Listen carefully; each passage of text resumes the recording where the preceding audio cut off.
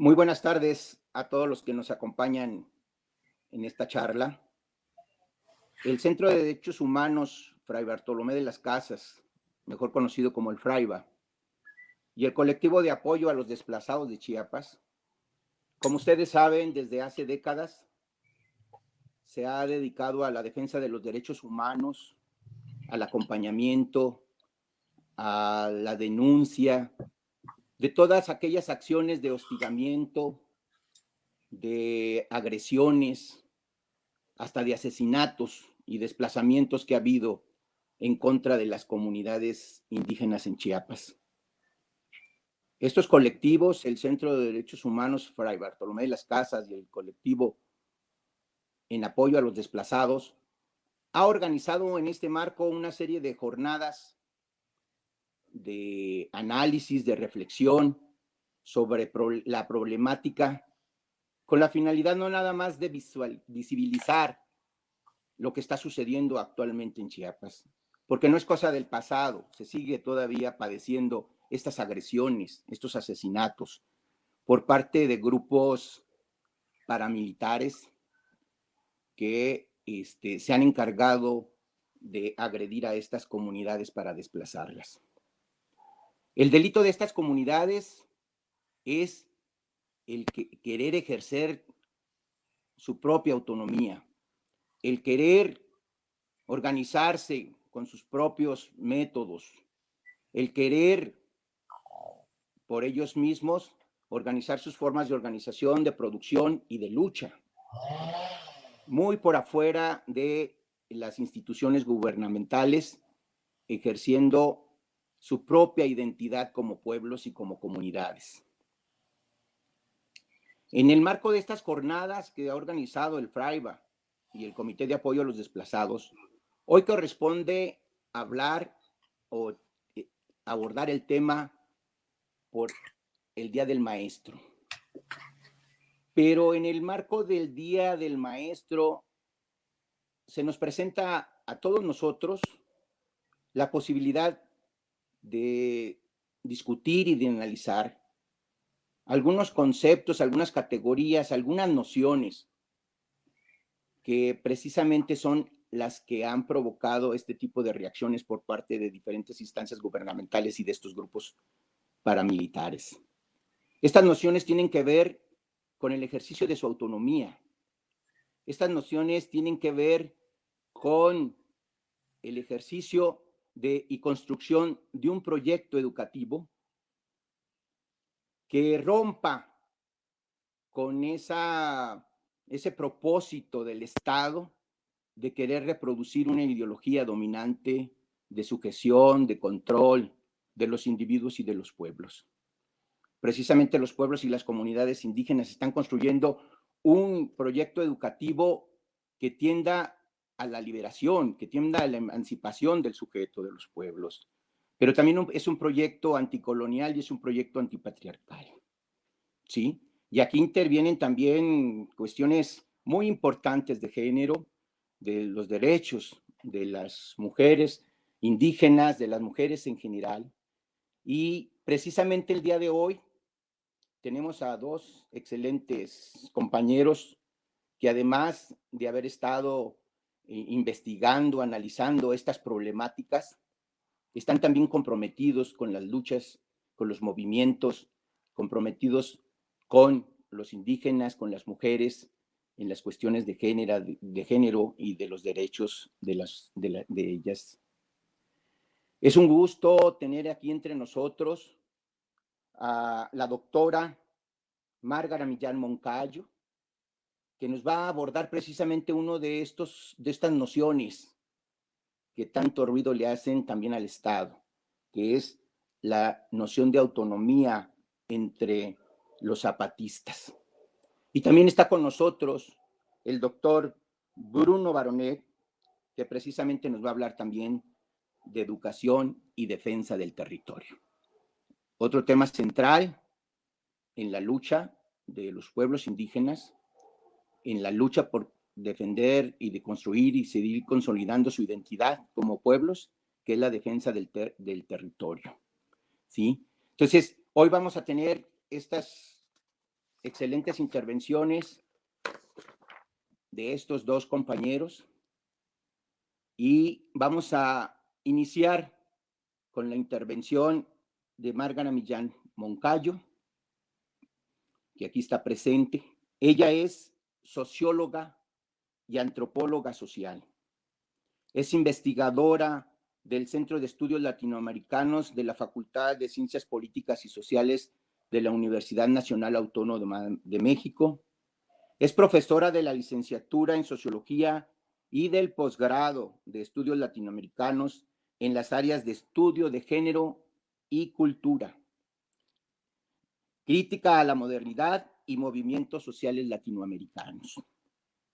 Algunas de sus publicaciones, porque tiene muchísimas publicaciones, Márgara, son Desordenado el género, Descentrando la nación, pregunta, El zapatismo de las mujeres indígenas y sus consecuencias. Este lo publicó en 2014, pero también ha publicado algunas otras obras como Derivas de un cine en femenino en el año 1999, así como autora de numerosos ensayos sobre movimientos sociales y representación de género. Márgara, la doctora Márgara, desde el 2011 coordina el proyecto de investigación Modernidades Alternativas y un Nuevo Sentido Común, anclajes prefigurativos de una modernidad no capitalista. Sus publicaciones, su trabajo, su compromiso con los movimientos feministas también es muy amplio, pero aquí hacemos una síntesis nada más de todo este amplio currículum que ella tiene y le cedemos la palabra para que nos exponga el tema que ella va a desarrollar. Doctora Márgara Millán, bienvenida, le agradecemos infinitamente su participación de antemano y tiene usted el micrófono. Gracias. Gracias, Abelardo. Pues un honor para mí estar en este contexto con instituciones ya tan importantes como el FRAIBA y el colectivo en apoyo a los desplazados, que sin duda son un esfuerzo colectivo, horizontal, por defender los derechos humanos y la vida de los pueblos. Y quiero también dedicar pues este evento al maestro Galeano, asesinado no hace mucho, y también creo que en días muy cercanos a ¿no? En un mes de mayo. Me toca como establecer esta cuestión de la autonomía. Y yo quisiera empezar preguntándonos qué tanto podemos modificar el Estado-Nación. ¿Qué tanto es posible modificar y refundar el modelo de Estado que, como nosotros sabemos y nos lo recuerda Yasnaya Aguilar a cada rato, es una formación relativamente reciente, aunque parecería que está aquí desde siempre? Ella nos dice, pues en realidad llevamos pocos años de la historia de la humanidad con estas formaciones que llamamos Estado-Nación, con los países, con las fronteras, que se instituyen pues en realidad después de las guerras y que favorecen a la globalización y la transmisión y la hegemonía pues de una formación social que yo creo que hoy está en crisis, que es la de la modernidad capitalista. Podríamos agregarle la modernidad capitalista colonial y patriarcal. Entonces, me parece que hay que pensar las autonomías desde esa mirada, desde la mirada en donde los movimientos sociales, sobre todo en América Latina, han hecho un gran esfuerzo por, digamos, instituir y refundar eso que llamamos Estado-Nación, sin lograrlo del todo, ¿no? Para regresar sobre esta idea del Estado-Nación, yo prefiero citar a Bolívar Echeverría, que nos hablaba de una nación de Estado, ¿no? Y esto es algo que también nos ilustra de manera muy directa y muy clara el librito de Yasnaya Aguilar, que por aquí lo tengo, que se llama Un nosotros sin Estado. Y los dos, ¿a qué se refieren ambos? A que la impronta de la modernidad capitalista produce una nación a través del Estado. Y el Estado, como sabemos, es un espacio territorializado. El Estado tiene la prerrogativa del uso de la violencia legítima. El Estado construye desde ese lugar de poder, que tiene mucho que ver con la educación, que es el tema que vamos a tratar acá, pero también con el poder, digamos, del ejército, de los medios de comunicación, ¿sí? De las leyes, produce una nación, en este caso la nación mexicana, ¿no? Y esa nación, por decirlo algo, se monta sobre otra serie de naciones que le anteceden y que le preceden, es decir, con naciones que no claudican, que no terminan, que se siguen reproduciendo en los espacios y en los territorios disputados por el Estado-Nación. Y esa multiplicidad de naciones, que en nuestro país son muchas, porque acá tenemos que hacer la analogía de lengua-nación, o sea, la cantidad de lenguas que se hablan en nuestro país corresponde a la multiplicidad de naciones que perviven ahí, a pesar y en contra de la nación de Estado.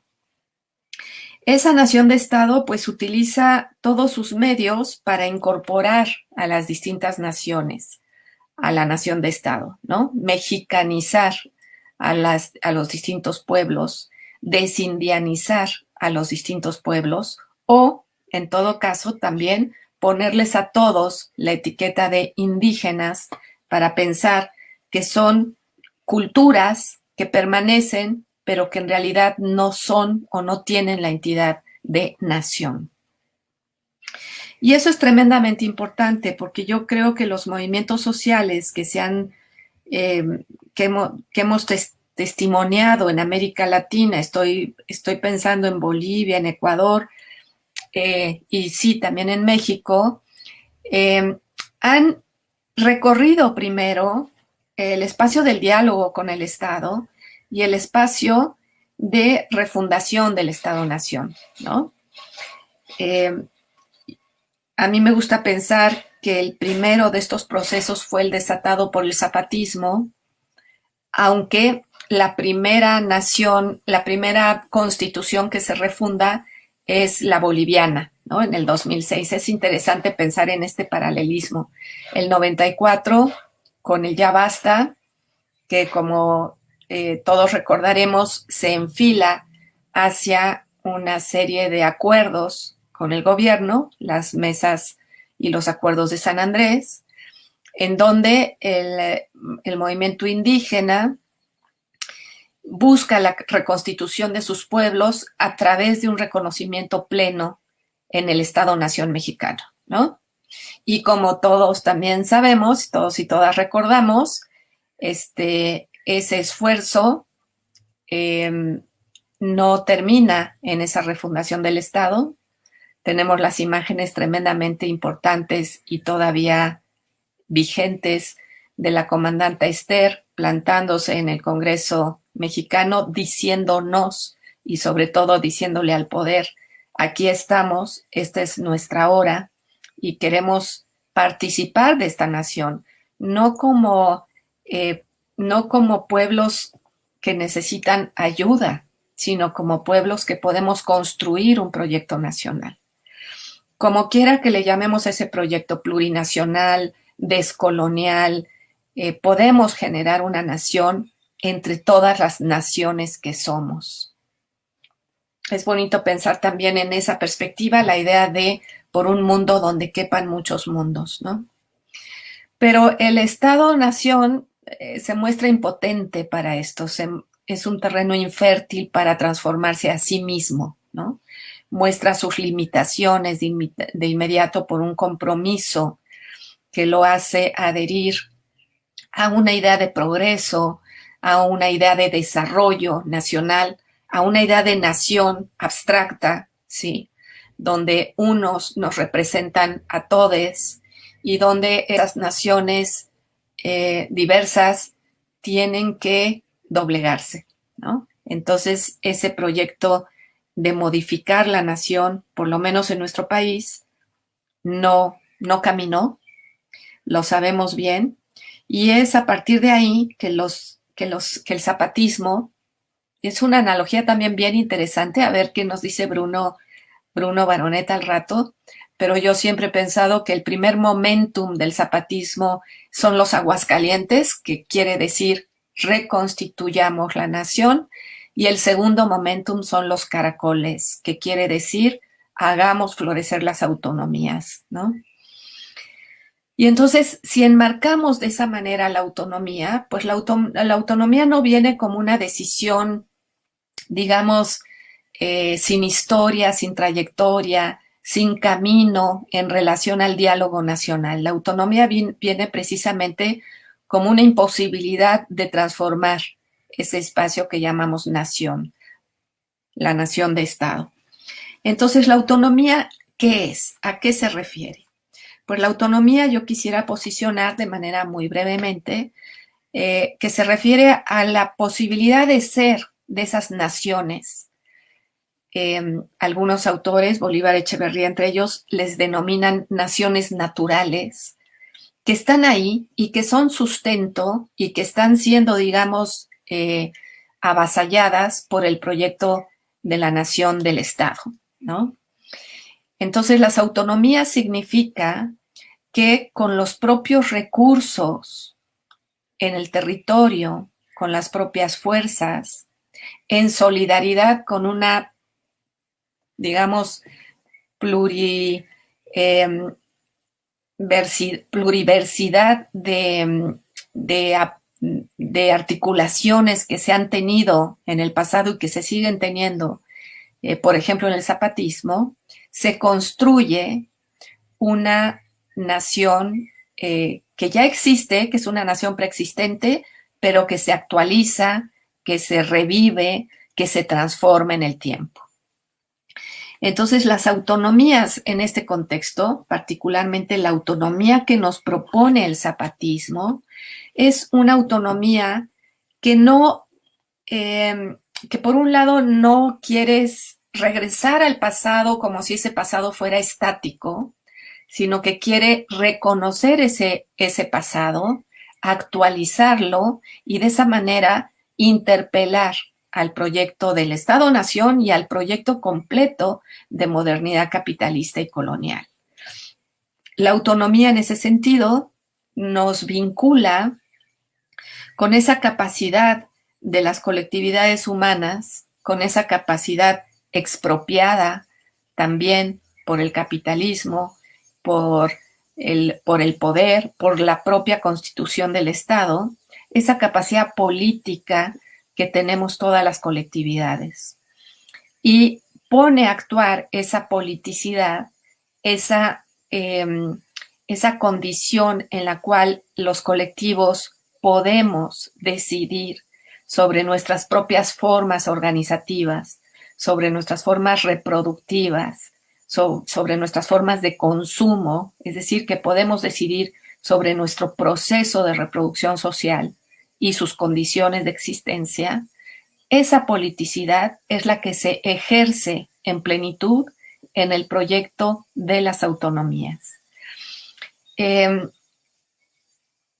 Yasnaya Aguilar también nos dice que la categoría indígena es una categoría política, que no puede ser una categoría propiamente cultural, porque nos pone un ejemplo muy claro, ¿no? ¿Qué tiene que ver el pueblo Sami en Finlandia o en el norte con el pueblo Mije, ¿no?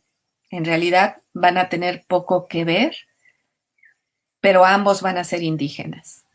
Y yo agregaría, ambos resultan ser, ella también lo dice, naciones sin Estado y por lo tanto colectividades humanas que tienen más próximas a sus propias fuerzas la capacidad de decisión sobre sí mismas, que es algo que en la modernidad, como todos sabemos, en la modernidad capitalista, pues no tenemos, ¿no? No tenemos la capacidad de decidir sobre cómo nos queremos reproducir socialmente, sobre si queremos seguir avasallando la naturaleza y llevando más allá el límite de sobrevivencia. Eso no podemos hacerlo. Podemos votar por un proyecto político de un partido. Y eso es tremendamente abstracto, ¿no? Y tremendamente lejano a lo que realmente podríamos ejercer como politicidad humana. En cambio, las naciones sin Estado siempre han hecho esto, siempre han organizado su vida, siempre han contado con sus propias fuerzas, siempre han hecho el ejercicio de la autosubsistencia. Y ese ejercicio de la autosubsistencia radicalizado es la autonomía política que nos propone el zapatismo. Es una autonomía donde todas las decisiones recaen en el sujeto colectivo, en la comunidad.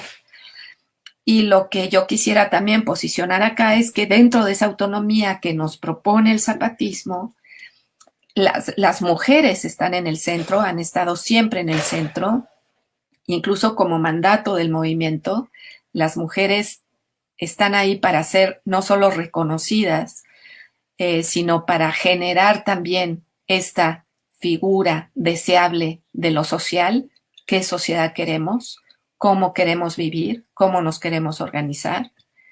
Y sin duda, lo podemos constatar también con el componente de la comisión que hoy está navegando por el océano en la montaña.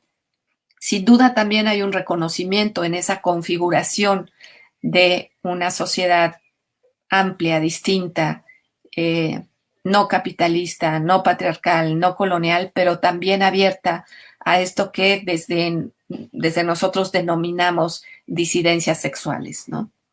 Entonces la composición de esa comisión con 4 mujeres de distintas edades, 2 varones y una otroa, pues tiene que ver con esa idea de una nación por venir, una comunidad a configurar, ¿no? Entonces, las autonomías que nos proponen las y los zapatistas, como vemos, está atravesada por una interpelación a la modernidad capitalista, por una necesidad de superar el capitalismo, una afirmación anticapitalista y postcapitalista también al mismo tiempo, pero también por una, digamos, por un reconocimiento antirracista y anticolonial. Sin duda es muy importante que el zapatismo nos diga que el viaje, la travesía y la declaración por la vida, pero sobre todo la visita al continente europeo, es una manera de decir y de decirnos también al Estado Nacional, de decirle al Estado-Nación que no se les ha conquistado, que la conquista no ha sido una derrota y que ese proceso que yo quiero vincular con la posibilidad de naciones sin Estado o de estados plurinacionales, realmente plurinacionales, es una visión de futuro. Y es una visión de futuro que se comparte no solo entre los pueblos denominados indígenas, sino también entre otros colectivos y comunidades intencionales que quieren superar esta forma del Estado-Nación. Si todo esto es así como yo se los dibujo, pues es clarísimo que la educación tiene una importancia central en lo que puede ser la constitución de una autonomía, de las autonomías o de naciones sin Estado, ¿no? Y la educación es tremendamente importante, pero no solo ella.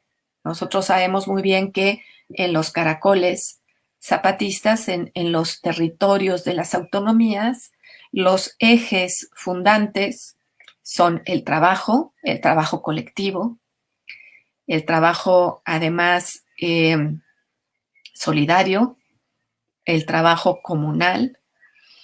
Por otro lado, la salud, la recuperación de la salud en las propias manos de las comunidades, la educación y la justicia, ¿no? Y todo eso quiero pensar, y lo vemos, lo constatamos en las autonomías que nos proponen los pueblos zapatistas, atravesado por, digamos, el reconocimiento de los componentes de esa comunidad y del trabajo que implica su sustento, ¿no? En ese sentido, de las mujeres y de los niños y, como sabemos muy bien, de los abuelos, ¿no? Esto yo creo que eso ya es una marca sobre la idea de educación que prevalece en esta propuesta de las autonomías zapatistas. Yo quisiera pues cerrar aquí mi intervención para que escuchemos a Bruno y quizá haya ocasión de volver sobre algunas de las ideas aquí planteadas. Gracias.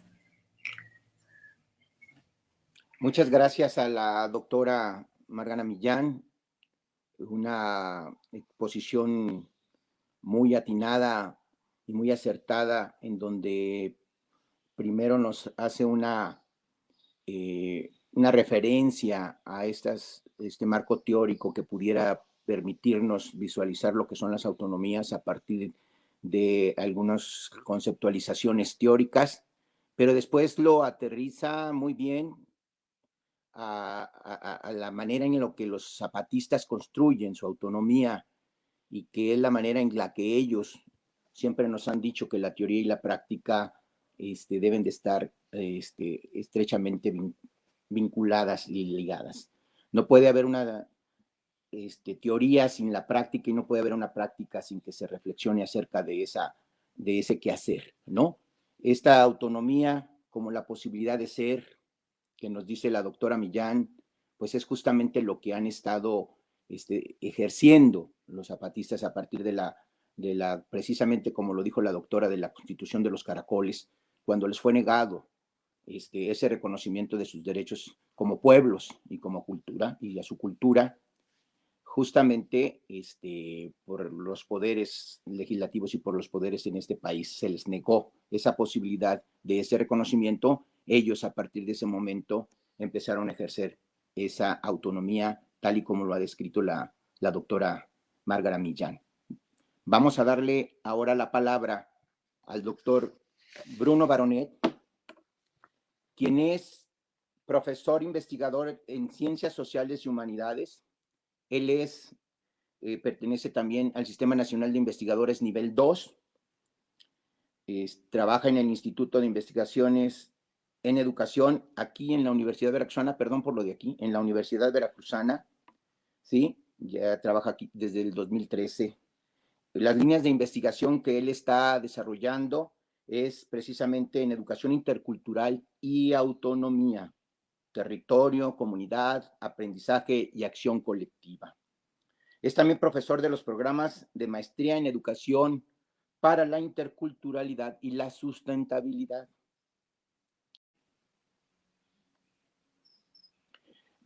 Bueno, antes que nada, una disculpa. Facebook se cayó, al menos nos afectó a nosotros en esta transmisión, en esta charla muy interesante. Retomamos brevemente la presentación de Bruno Baronet, el doctor Bruno Baronet, y yo les decía que Bruno es profesor investigador en Ciencias Sociales y Humanidades en el Instituto de Investigaciones en Educación de la Universidad Veracruzana. Tiene algunas líneas de investigación que tienen que ver con territorio, comunidad, aprendizaje y acción colectiva. También da clases en la maestría en Ciencias Sociales, en la maestría y en el doctorado en el Instituto de Investigaciones. Pero lo que queremos resaltar del trabajo de Bruno es su compromiso precisamente con los pueblos y las comunidades indígenas. Hay una congruencia entre lo que él ha estado analizando, investigando y su compromiso con los pueblos y las comunidades indígenas, precisamente por esa razón de ser de él, de una persona comprometida. Adelante, Bruno. Ya no hago más largo esta presentación y te dejo. Buenas tardes, Abelardo. Buenas tardes al público aquí que nos sigue desde el Facebook Live del Centro de Derechos Humanos Fray Bartolomé de las Casas. Pues para mí es un placer mandar un saludo afectuoso y caluroso a las defensoras y los defensores de derechos humanos de Chiapas y de México, y hoy en particular al Comité de Apoyo a les desplazades de Chiapas, ¿no? Y pues en este día 14 de mayo, pues en México los profesores, las profesoras se adelantaron muchas veces para festejar el Día del Maestro, ¿no? O el Día de la Maestra, no sé cómo se dice, es un ritual nacional bien conocido, ¿no? Que pues a veces se presta tal vez demasiado a comportamientos etílicos, pero yo creo que pues hoy debemos de recordar la tenacidad y la combatividad del magisterio mexicano, ¿no? En esta construcción de otro proyecto educativo, ¿no? Para otra nación. Entonces, quisiera pues empezar justamente con, disculpen, a ver, voy a pasar, empezar con pues recordar que estudiar es un derecho, no es un privilegio de unos cuantos, ¿no? Incluyendo las personas que están en situación de ser vulneradas, ¿no? Como las personas desplazadas, ¿no? Todos tenemos este derecho y pues toca defenderlo, pero educarse, ¿para qué? ¿Para qué, no? Educar, ¿para qué? Aprender, pues educar, aprender para el pueblo defender, grita la gente en México. Y he escuchado que también los compañeros zapatistas hablan de educarse para construir la autonomía, para defender el territorio, ¿no? Entonces, tal vez la educación, ¿para qué? Podemos pensar en una educación para la vida, ¿no? Entonces, yo creo que no podemos saludar a las maestras y los maestros de México, así como los educadores populares, los promotores y las promotoras de educación comunitaria, así como todas y todos quienes somos educadores en nuestras familias, en nuestros entornos, pues recordar que nos hacen falta 43 y más maestras y maestros de educación intercultural multilingüe de Guerrero y otros estados, ¿no? Quisieron enterrarlos, pero no sabían que eran semillas. Entonces, cuando hablamos de educación, como lo hacíamos con Márgara hace poco, también nos debemos preguntar cómo está el contexto de esta educación, ¿no? Y en un texto elocuente de hace 2 años, Pablo González Casanova en la jornada nos recordaba que una de las formas de dominación del imperialismo neoliberal, neoconservador, es la privatización del sector público, ¿no? Y pues estamos, cuando hablamos de educación, cuando hablamos del territorio, también debemos tener en mente todo el tiempo que hay este monstruo del mal sistema, ¿no? Que luego conoceríamos hace unos años como pues la hidra capitalista, ¿no? Este mal sistema que extermina la humanidad, es decir, una educación entonces contra el neoliberalismo para la humanidad, ¿no? Y yo creo que en las artes, muchas veces en los deportes, de repente en las ciencias, entendemos vemos este mensaje pedagógico, ¿no? Esta gran lección que nos dan los pueblos del sur organizados, ¿no? Esta denuncia, ¿no? Esta crítica a la forma de dominación económica, social, a la explotación, ¿no? La alienación, vaya, estas formas de colonialismo, ¿no? Que nos invaden, ¿no? Entonces, ¿Educar para qué? Tal vez, ante todo, educar para tomar conciencia, ¿no? Pensando en esta manta que las navegantes Leoa navegantes, ¿no? Van a desplegar frente a las costas europeas cuando van a decir despertar, ¿no? O sea, una educación para despertar, tal vez, ¿no?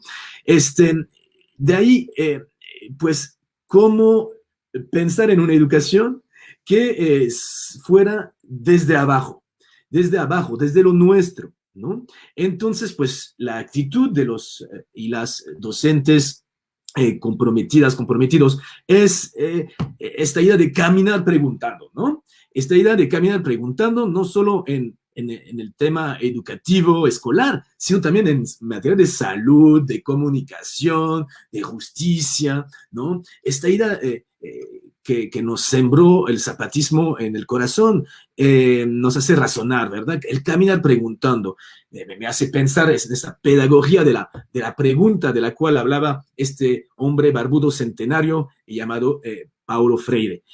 Pues aquí lo traemos a colación, de hecho, en una cita, una conversación que tuvo con misioneros hace ya 3 décadas en Brasil, y apuntaba que dicen los iranche, pueblo iranche, no necesitamos que ustedes nos vengan a enseñar lo que significa ser iranche, porque nosotros ya somos iranche. En el fondo quieren decir, tenemos una historia y una cultura que nos harán iranche. No necesitamos que ustedes vengan a interpretar eso. Segundo, lo que estamos queriendo es conocer el conocimiento que el blanco tiene. ¿Y por qué lo tiene? Nos explota y nos domina. Ahí está la cita si quieren tener todo el texto completo. Solo unos datos teóricos más para ir ampliando la discusión con Márgara acerca de la nación y la autonomía, ¿no? Como descentrarse. Una cita de Cornelio Castoriadis, un pensador de la autonomía, que como proyecto, que decía que el único problema político es precisamente el siguiente: cómo los hombres pueden volverse capaces, bueno, las mujeres también, por supuesto, los humanos, mejor dicho, las humanas, podemos volvernos capaces de resolver nuestros problemas por nosotros mismos, ¿no?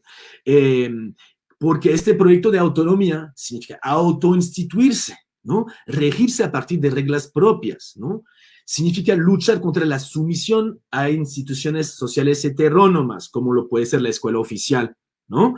Es decir, que nos imponen desde el exterior maneras alienantes de pensar y actuar en el mundo, ¿no? Y estas maneras pueden llevar al ecocidio, al etnocidio, ¿no? Es decir, pues a la desaparición, a la muerte, ¿no? Entonces, ¿cómo construir un proyecto de vida, ¿no? Para la defensa del territorio, cuando pues esta educación, pues, la queremos volver a construir de nuevo, ¿no?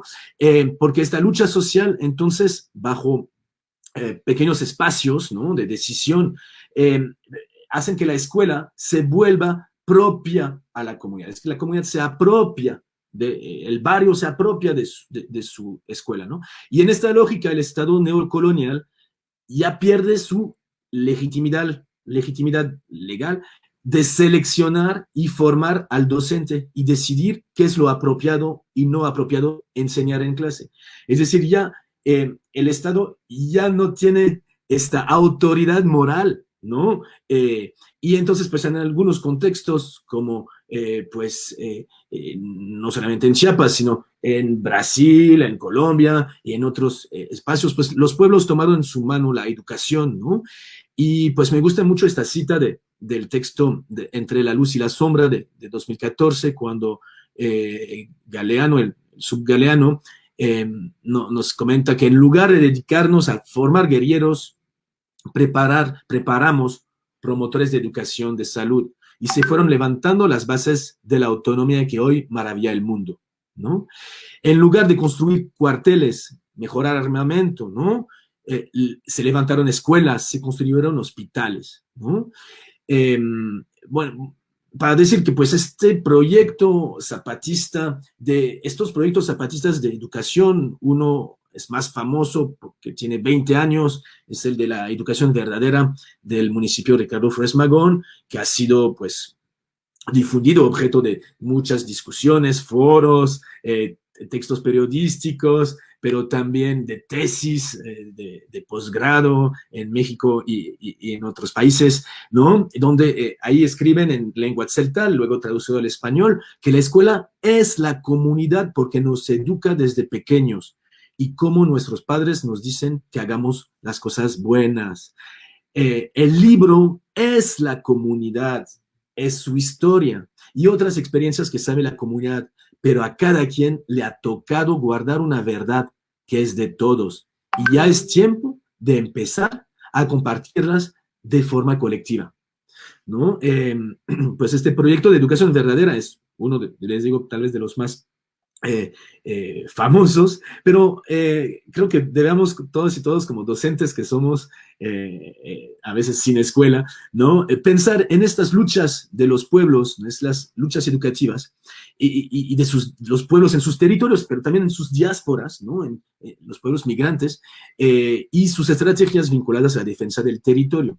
Es decir, cómo podamos repensar toda la escuela y lo que enseña la escuela para poner este conocimiento al servicio no solo del medio ambiente para defender la biodiversidad, sino la propia humanidad, ¿no?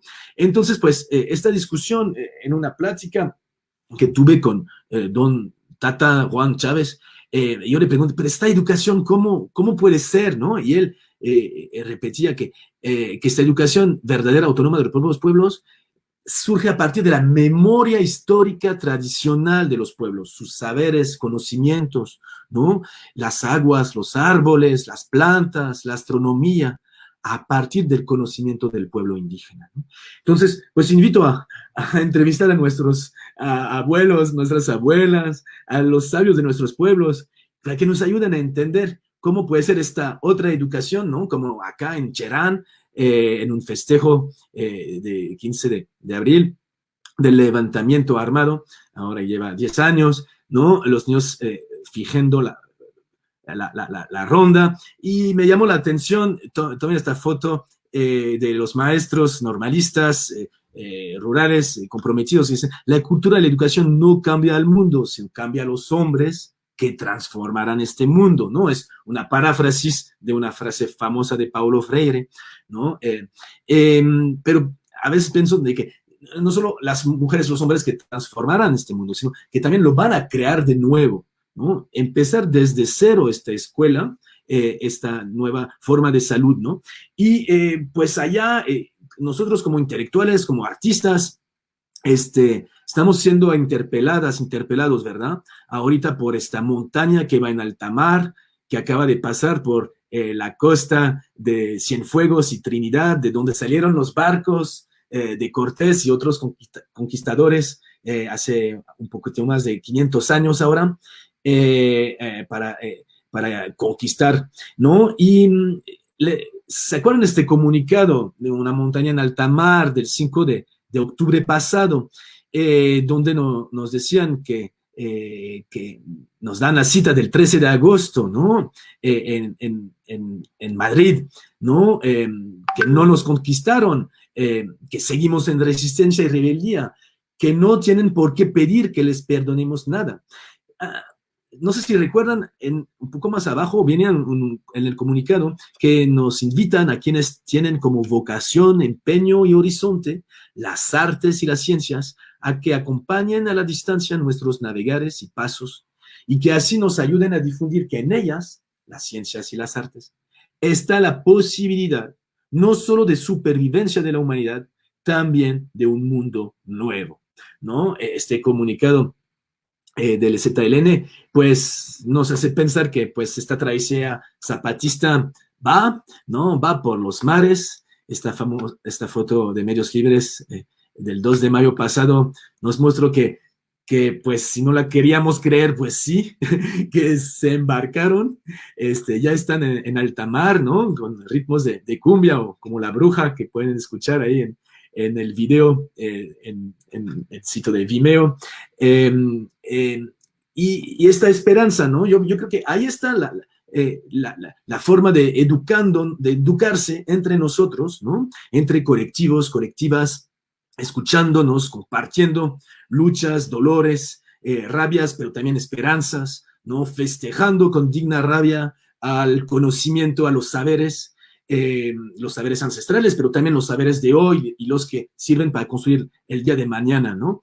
Entonces, pues, una cita final, ¿no? Que escuché hace ya 14 años en una cañada de la selva lacandona, decía un responsable del comité de educación que la educación es como una matita de maíz, si no la cuidas, se muere. El trabajo de la educación necesita atención y también todo el apoyo del pueblo para que haya avance, ¿no? Entonces, pues, hoy no solo es el día que festejamos los maestros, sino, pues, digamos a todas y todos nosotros que somos educadores sin saberlo. Muchas gracias y con Márgara, pues, estamos aquí para compartir, pues, la palabra, compartir la escucha. Bienvenidas sus preguntas y sus comentarios ahí en el chat del Facebook Live de Fraiba. Muchas gracias. Ok, pues aquí están las aportaciones también de Bruno, muy importantes, muy interesantes, todas estas reflexiones que con lo que nos expuso Márgara, pues se complementan y nos dan un panorama muy interesante de lo que se está construyendo con las autonomías de los pueblos y las comunidades indígenas en Chiapas, concretamente con los pueblos zapatistas y obviamente pues con este proyecto educativo, con este proyecto de la escuela zapatista que precisamente tiende a consolidar cualquier proyecto autónomo que ellos están realizando. Vamos a esperar las preguntas para que tanto Bruno como Márgara nos puedan dar respuestas. Mientras llegan las preguntas, a mí me gustaría hacer un pequeño agregado a lo que dijo Bruno, que tiene que ver con lo que estamos viviendo los maestros en este momento por la pandemia. Se ha dicho mucho en este año de pandemia que los maestros y todos los que estamos preocupados por la educación tenemos que repensar la educación. Y justamente con lo que nos acaban de decir Márgara y Bruno, nos damos cuenta que los zapatistas y los pueblos indígenas tienen décadas planteando esto de repensar la educación. Nosotros nos acaban de, bueno, la mayoría de los maestros, ¿no?, del sistema educativo oficial, pues nos acaba de dar una bofetada la pandemia y nos está diciendo, oye, tienes que repensar la educación por lo que estás haciendo, a dónde nos está conduciendo, ¿no? Porque precisamente la pandemia dejó ver, develó las grandes desigualdades que existen en nuestro país. Los zapatistas tienen décadas construyendo su propia escuela con estas características autónomas, con este enfoque emancipador, ¿no?, que rompe, que resiste a esa lógica del Estado de querer, como dijo Bruno, alienarlos, ¿no?, de querer sujetar y someter a los individuos, pero también a los pueblos, a esa lógica de reproducción de las relaciones de dominación de un Estado capitalista, 100%. Entonces, esperemos las preguntas. Víctor, si estás por ahí, si nos estás haciendo llegar las preguntas, para que Márgara y Bruno nos hagan favor de estar dando las respuestas. O Vicky, si las tienes tú por ahí, Vicky, las preguntas, si nos las puedes hacer llegar. Mientras, si quieren agregar algo, o Márgara, mientras llegan las preguntas, hacer algún comentario, o tú, Bruno, no me llegan las preguntas todavía. En el chat. Sí, Abelardo, tenemos una pregunta que sí, con la nueva escuela mexicana, ¿qué papel juega el zapatismo? Es decir, que la educación actual sea provechosa y productiva, ¿no? Sí, ya la vi. No sé si captó bien el sentido general de esta pregunta. Sin duda tiene que ver con pues, los cambios actuales, ¿no? A los planes curriculares, los manuales de estudio, ¿no? Nacionales, ¿no? Y subrayo nacional, ¿no? Cuando, pues, justamente los modelos exitosos de educación, por lo menos educación de niñas y niños, sabemos que son programas comunales y no tanto nacionales, los que permiten un buen aprovechamiento de los aprendizajes, ¿no? Tanto a nivel lingüístico como a nivel de aprendizaje de lectoescritura, científico, artístico, etcétera. Es decir, que hasta, pues, prueba de lo contrario, los estados nacionales han fracasado en sus intentos de construir nuevas escuelas o nuevos modelos desde un ámbito del centro hacia la periferia. Es decir, desde un modelo colonial, digamos, ¿no? Entonces, yo creo que una educación, para que sea, como dice la pregunta, provechosa y productiva, tiene que partir del sentido comunal, ¿no? De procesos comunitarios que permitan repensar para qué nos sirve esa educación, para qué mandamos nuestros hijos, hijas a la escuela, ¿no? Si quedamos en esta situación en la cual estamos, ¿no? Bueno, creo que por ahí va una respuesta. Sí, Márgara, ¿quieres agregar algo acerca de la interpretación esta de la nueva escuela mexicana, que se refiere, nueva escuela mexicana, al proyecto que se está construyendo con el gobierno actual?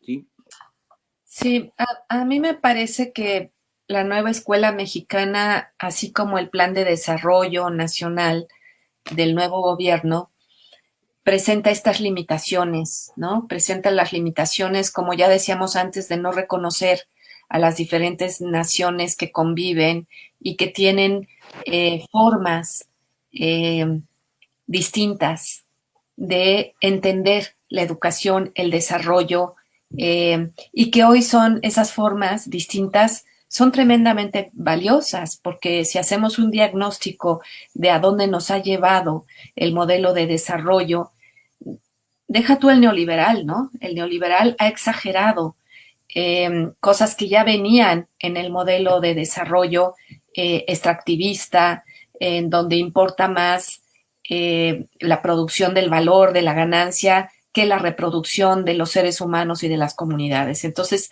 ¿a dónde nos está llevando este modelo a nivel global? Pues al desastre, ¿no? A la destrucción del mundo completo, a la barbarie ya está aquí instalada, ¿no? Más allá de la barbarie, lo que tenemos es un límite temporal donde la vida en la Tierra ya no va a ser posible. Esa es la realidad y hay que decirlo. Cuando Greta Thunberg dice de esta manera tan fresca, si la casa se está incendiando, ¿por qué no hablamos de que se está incendiando y hacemos algo para que no se incendie? Ah, no, todo el mundo está hablando de otras cosas. Y ese es el problema, ¿no? Cuando tenemos un cambio de régimen en donde efectivamente hay un golpe a cierta oligarquía mexicana, a un estilo de poder deleznable, ¿no? Donde se quiere instalar otra manera de hacer las cosas y sin embargo se hace sin las colectividades, sin ellas, sin la gente, estigmatizando a todo aquel que dice, pues yo tengo otras ideas y tengo otra idea de desarrollo, por ejemplo, que no implica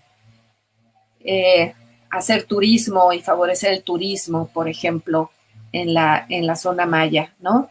Cuando la reacción ante esto es la estigmatización, pues estamos muy mal, ¿no? Y lo mismo pasa con la educación. Creo que lo mismo pasa con un modelo que se implanta desde arriba, que se genera nuevamente. Yo creo que sí nos tenemos que reorientar en esta idea de la nación de Estado y empezar a criticarla de manera muy fuerte, ¿no? Porque ahí es donde pervive el colonialismo. Ese colonialismo interno del cual hablaba don Pablo González Casanova antes de que lo descolonial fuera moda, ¿no? Ese colonialismo interno presente en nuestras clases gobernantes se reedita de una manera, si queremos, más abierta, más abierta en el sentido de retomar ciertas cosas, ¿no? Pero en realidad lo que sigue haciendo esta manera de gobernar y esta manera de educar es pensar que hay una sola verdad y que la tienen ellos.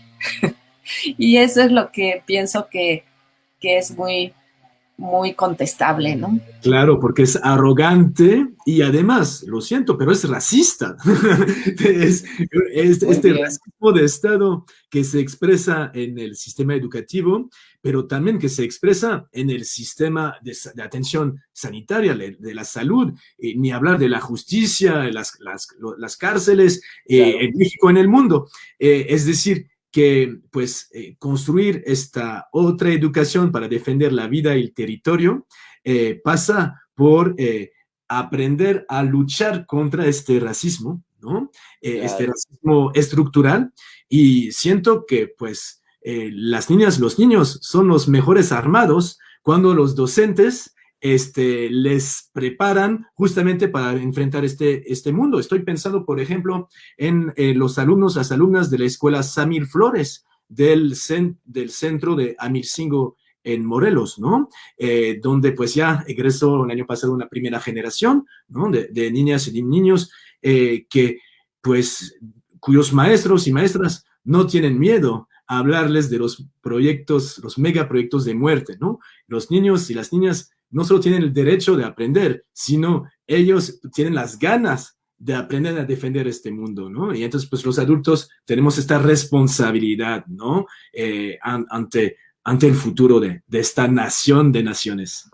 Ok, tengo otra pregunta, Dice Edgar Pérez Ríos, como siempre, un placer escucharlos.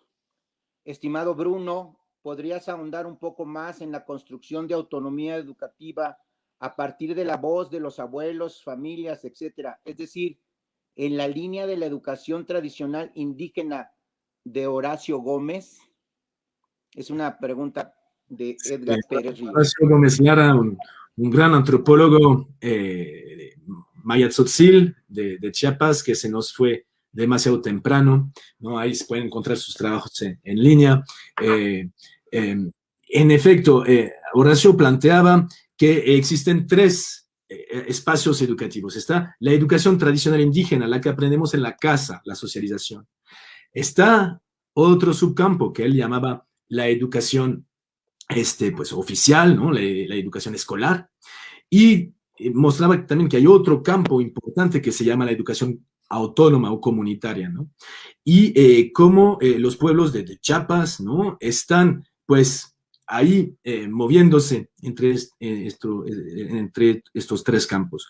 Entonces, la pregunta del profesor Edgar me parece interesante, ¿no? ¿Cómo plantear el tema de la educación, de cómo aprender desde la visión de nuestros abuelos que fueron de por sí excluidos del sistema educativo, reprimidos, castellanizados, pero al mismo tiempo quedaron pues con una cierta ilusión, ¿no? Esta ilusión de que la es democratizante, de que la escuela nos puede sacar adelante, nos puede sacar de pobres, entre comillas, ¿no? Cuando en realidad los estudios comprueban que a mayor educación, mayor emigración. Es decir, quienes estudiamos más en el sistema oficial, pues nos vamos muy lejos de nuestros pueblos, pues me ha tocado ahí vivirlo en carne propia, ¿no? Es decir, que tenemos que tener cuidado con esta educación, que es una arma de dos filos. Por un lado nos somete, pero por otro lado le debemos encontrar la manera en que nos ayude a emanciparnos como colectivos, ¿no? Que somos. Así que yo creo que la primera recomendación, ¿no? Que podemos hacernos a nosotros mismos para darnos el ejemplo, es ir a entrevistar a nuestros abuelos, nuestras abuelas, tíos, tías, a las personas sabias de nuestras comunidades y preguntarles cómo ellos se sintieron en la escuela cuando estaban ahí y cómo ahora sueñan la educación para que este mundo fuera mejor, ¿no? Entonces ahí están ¿cómo decir? Nuestras fuentes de inspiración, ¿no? Las abuelas, los abuelos, ¿no? Tenemos mucho que aprender de ellos y a lo mejor en lengua indígena, como es el caso de muchas partes de este mundo, ¿no? 370 millones de habitantes en el planeta Tierra se reconocen como indígenas.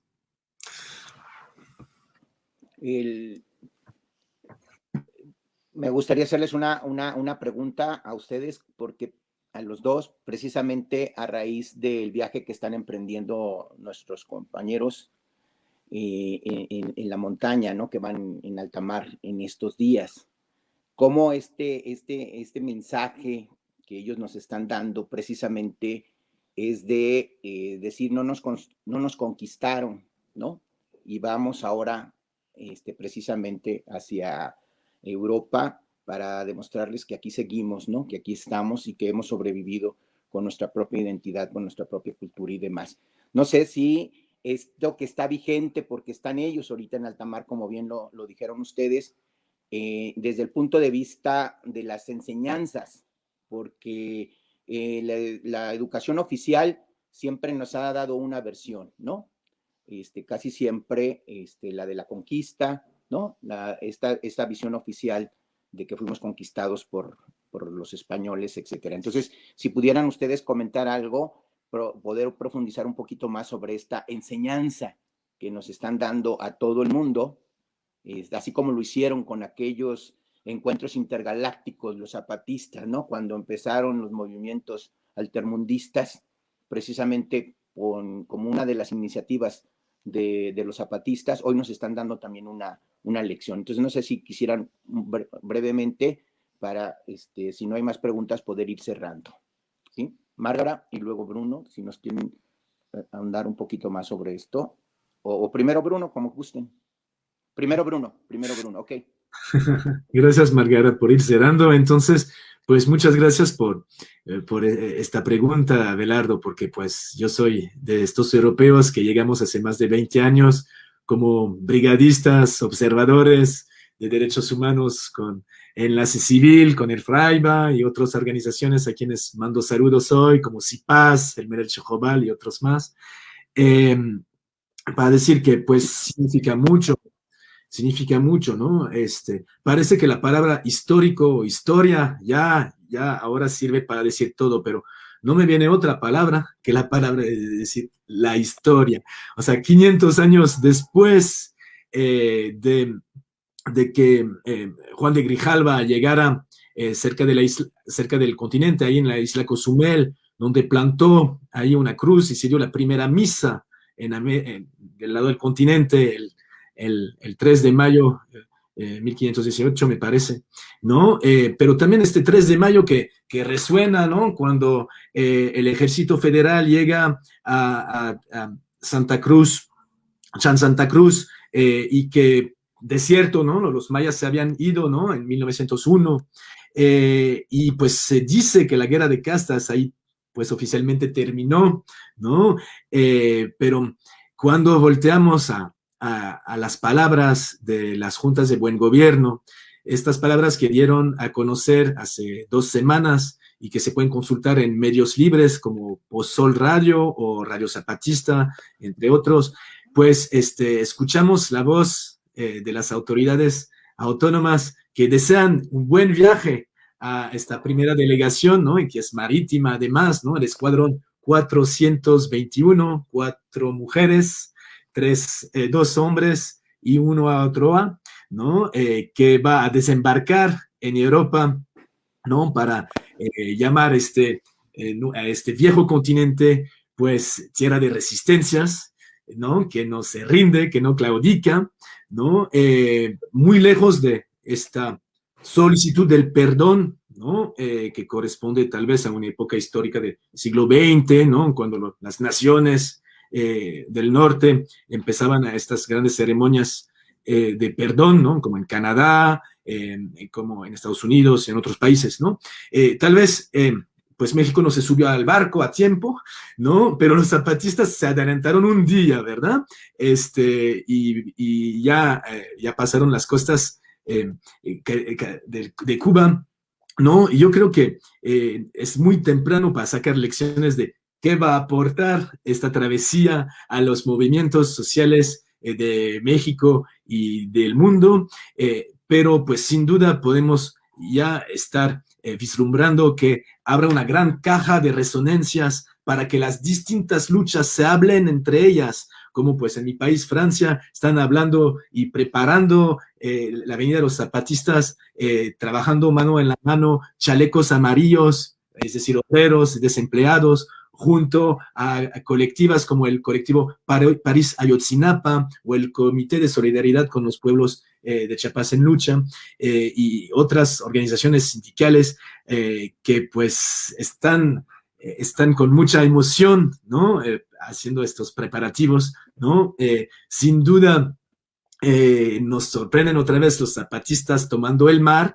Ya nos habían acostumbrado los zapatistas a tal vez a tomar armas en la clandestinidad, luego tomar cabeceras municipales, tomaron también muchas miles de hectáreas ¿no? de tierras, tomaron pues hasta el Congreso, el Zócalo, el Congreso del Estado, ¿no?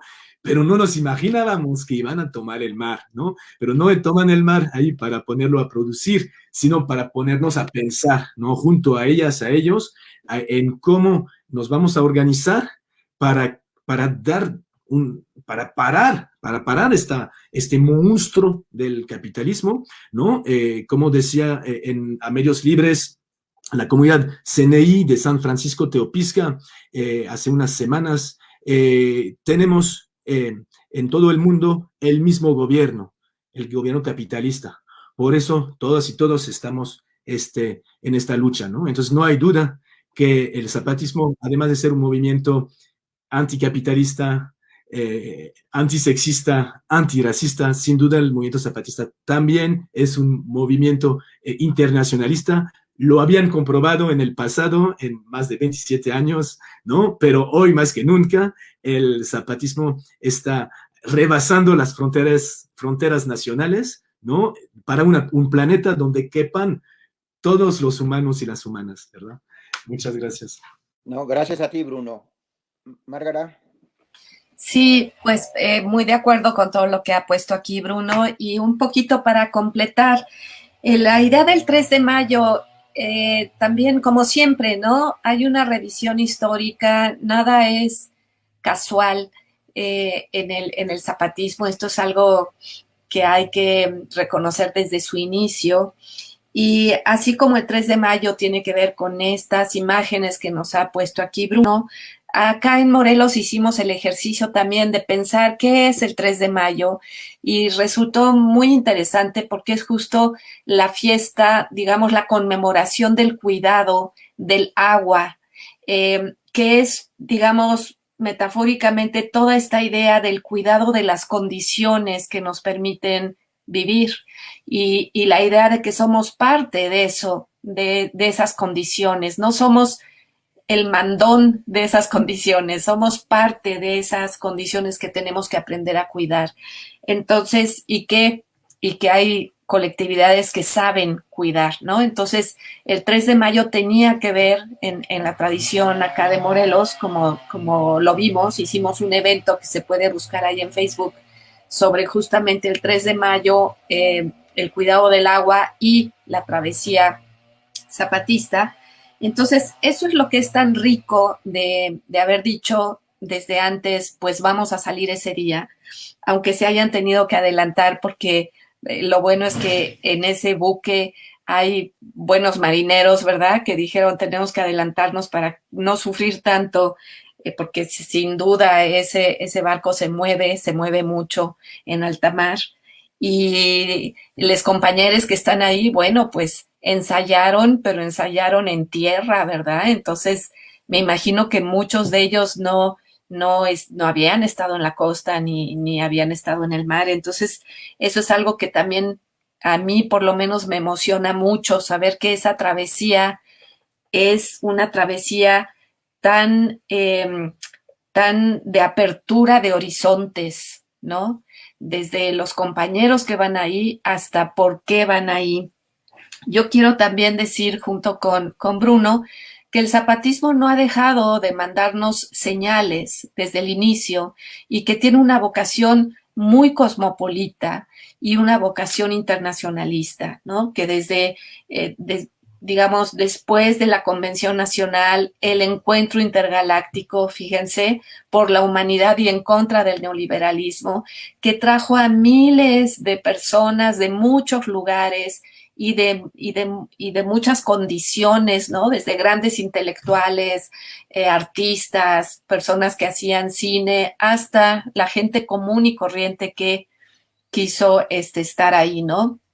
Sí, esa foto es maravillosa, a mí me encanta, ¿no? Entonces, es esta idea de que frente a la retórica del perdón que hoy usan los gobiernos, porque el reclamo anticolonial es cada vez más fuerte, frente a esa retórica, pues pensemos en organizarnos a nivel global, pensemos en el internacionalismo transformador de este gobierno que nos gobierna a todos, efectivamente, ¿no? Y pensemos también en la restitución y no en el perdón, ¿no? La verdadera descolonización pasa por restituir a los pueblos, a las autonomías, esta posibilidad de contribuir en el desarrollo de toda la humanidad, ¿no? Que esto es algo muy, muy importante. O sea, no estamos trabajando aquí sobre un movimiento identitario en el sentido de que lo que le interese sea conservar su cultura y sus costumbres y ya. No, estamos trabajando sobre un movimiento que a partir de lo que son, quieren modificar el mundo. Y lo quieren hacer porque saben que de alguna manera son guardianes del mundo, y nos quieren transmitir esa idea de que somos guardianes del mundo, ¿no? Y esto solo se puede hacer desde una perspectiva internacionalista. Entonces, pues yo creo que es una gran invitación, decía Bruno, a que pensemos y a que actuemos, ¿no? Cada quien según sus condiciones y sus posibilidades, pero sí tenemos que estar en el viaje zapatista. Tenemos que estar con ellos, tenemos que estar abriendo horizontes y muy comprometidos con la construcción de ese internacionalismo. Ok, pues muchísimas gracias, Marga. Tenemos una última pregunta y que va dirigida a Bruno. Igual, Bruno, si también aprovechas como para ir, después de la respuesta, ir cerrando, y después le damos la palabra a Márgara para que también ella haga el cierre, ¿sí? Dice, no tengo el nombre de la persona, del compañero que hace la pregunta, pero dice, qué gusto escucharte, Bruno. Quisiera que nos contaras un poco más sobre tu experiencia, acompañamiento con los zapatistas, cómo ha impactado en tu formación y quehacer pedagógico. ¿Qué reflexiones nos puedes compartir? No, muchas gracias. Y dice el compañero, qué bello espacio. Sí, en efecto, qué bello espacio. No, pues sencillamente, yo creo que puedo decir que a los 18, 19 años, he tenido contacto con la información requerida por el Fraiba, de hecho, reproducida por los informes. Aprendí el español leyendo comunicados, leyendo libros, artículos de algunas personas que siguen hoy en día, de hecho, acompañando a los pueblos, como pienso en Gilberto López Heribas, que he leído mucho, pero también leía a intelectuales de los pueblos indígenas, y pues esta semilla, ¿no?, de la cual hablan los zapatistas hoy, que llevan para allá, ¿no?, junto a sus 4 bellos cayucos pintados y labrados por ellos mismos, ¿no? Esta semilla, pues, entra, pues, en el corazón cuando, pues, me tocó ahí, ya hace más de 20 años, me tocó ser observador de derechos humanos, llamados campamentistas, ¿no? En aquel momento. Hoy hablamos de brigadas, ¿no?, de observación civil, civiles de observación. Entonces, pues, permite, pues, estar escuchando, viendo, y de cierta manera, pues, estamos tocadas en el corazón, ¿no? Entonces, pues, así ha sido mi acercamiento personal, es decir, un acercamiento desde, digamos, la reflexión y también desde formas de acción. Solo para decir que pues pertenezco a una generación ya mayor, ¿no?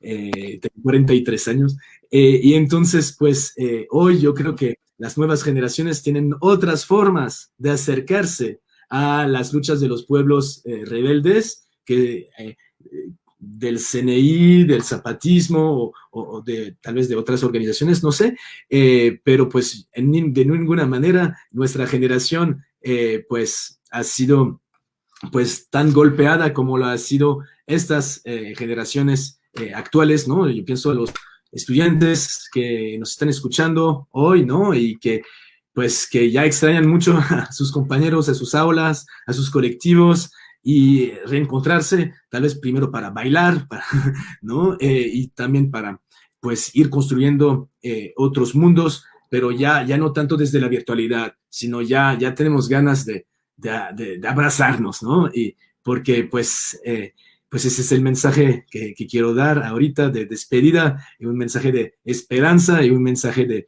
pues de combatividad, ¿no? No nos vamos a rendir. Esta pandemia es monstruosa, pero pues igual nos ayuda a ser más fuertes para lo que viene adelante, ¿no? Que sin duda va a estar más cabrón que lo que hemos conocido hasta ahora, ¿no? Entonces, aguardamos fuerzas y pongámonos listas y listos porque esta lucha va para largo, ¿no? Saludos a todos y todas. No, muy bien, muchas gracias, Bruno. Márgara, ¿con qué podría cerrar esta charla tan interesante? No, muy interesante, muy productiva, muy bien. ¿Con qué cerrarías tú, Márgara? Pues un poquito en la misma tesitura que Bruno, yo creo que estamos enfrentando poderes, por decirlo así, muy poderosos y que tenemos que aprender a cultivar la tierra y tenemos que aprender a generar acciones de autosubsistencia y que desde ahí es como se va a ir tejiendo pues una especie como de transición, que yo pienso que estamos en eso, estamos con una debacle del capitalismo como lo hemos conocido y donde las nuevas formas que ya están ahí presentes, sin embargo, no